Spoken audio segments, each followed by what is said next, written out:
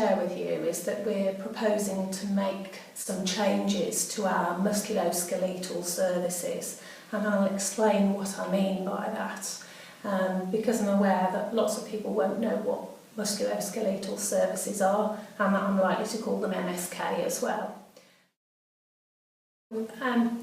By that I mean any services that relate to our care of the joints, the bones, the ligaments, the tendons. So typically you might see an orthopaedic surgeon, so people might be used to us calling it orthopaedics, a podiatrist, a physiotherapist. Those are the people who you might typically see for an MSK condition.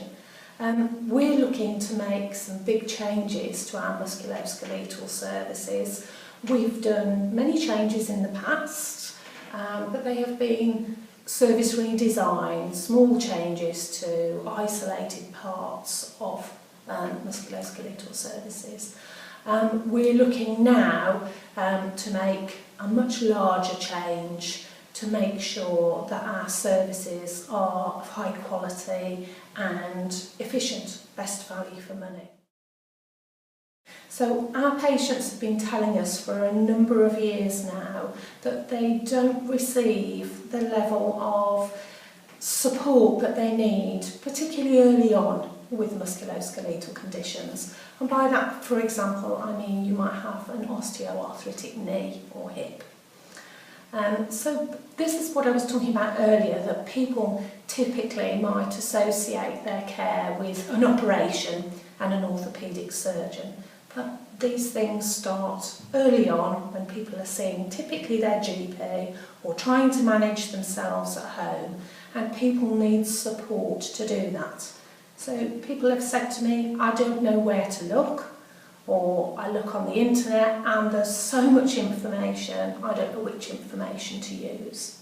So we need to make changes to support patients with supported self-management, but also to make sure that when people need to see an orthopaedic surgeon, that they can see one, and they can see one when they need to see one, not wait for ages and ages. We have lots of different ways that you can get into services. So for example, for physiotherapy, some people in the county, depending on where you live, might have to ring up first of all for triage.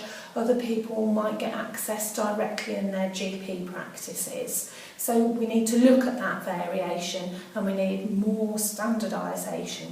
We need it to be simpler so that patients understand how to get to their services with the least number of steps in that process, really.